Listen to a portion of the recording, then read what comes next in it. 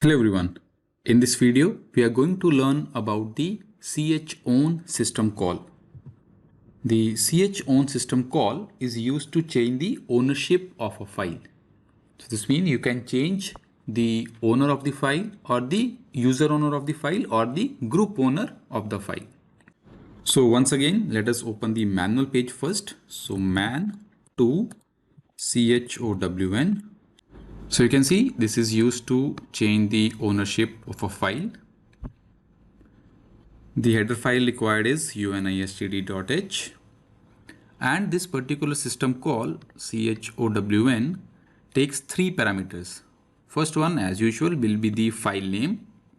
Second one will be the new user owner or the UID of the new owner that you want to set.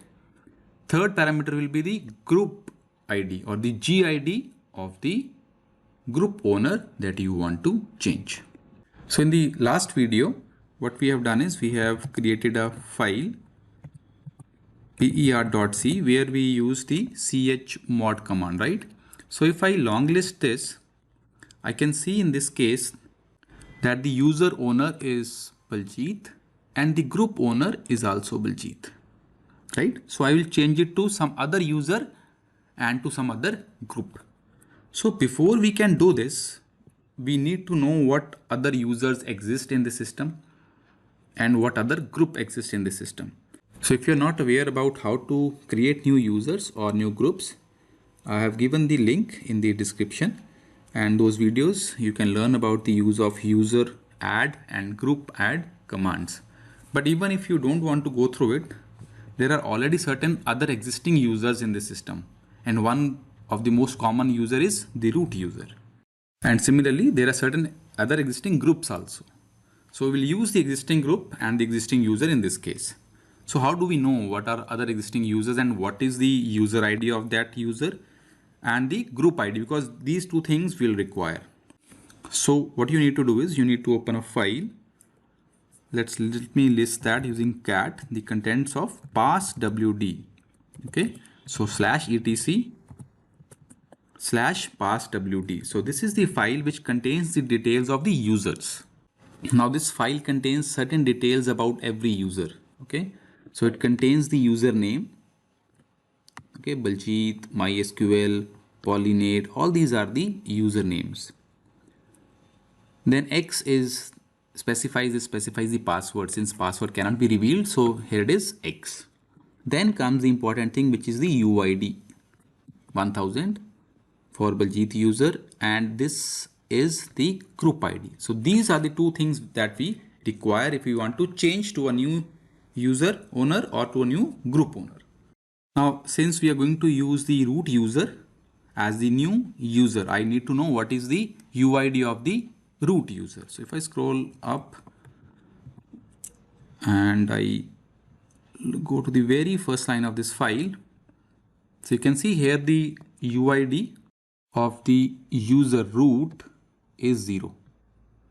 Okay, so I'm going to change the owner of the per.c file to root. So I'll use the ID as UID as 0. So my second parameter will contain 0. Similarly, what I want is I want to change the group also. So I need the group ID, GID of the new group. Just like this, there's a file etc group. This contains the detail of all the existing groups in the system. So here you can see this is the Baljit group. So in my system, there is a user with the name Baljit and a group also with the name Baljit. So now you can choose any group from here. So what I'll do, I'll go for this group admin and the GID is 116. So now I have the details of the UID, which is 0, and the GID, which is 116. So let's create the file now, the program own.c. Header file required, if you remember, was unistd.h. Main. What is the command? chown. Three parameters. First one is the file name per.c. then the UID, which is 0 of the new user, GID of the new group, that was 116. So that's all that we are required to do. But similar to the previous discussion where I used system to view the details before making the change, we should be aware what was the existing user and the group, and then system once again to check. That's it. So header file required for system stdlib.h.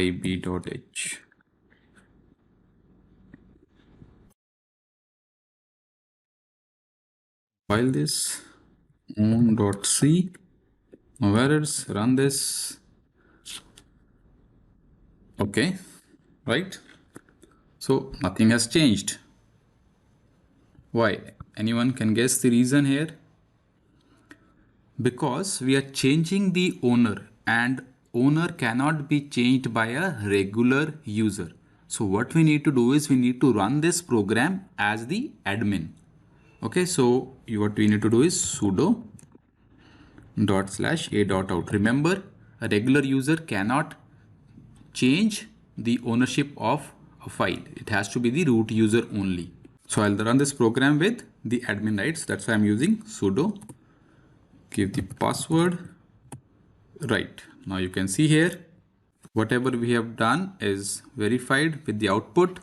We have changed the new user to root and to the new group to admin. Alright, so once again, what we have done, we have simply used the change own command. 3 parameters we have passed. First one, the file name, whose owner you want to change, then the UID of the user, then and the GID of the group. If you don't want to change one of these parameters, for example, you might want to change the user ID, but you don't want to change the group owner you want to keep same. So in that case, simply write the same group ID, okay, the group ID of the existing group only. Or you don't want to change the user, then write the UID of the existing user and the group ID of the new group. So that's all about how we can use the chown system call. See you in the next class. Thank you.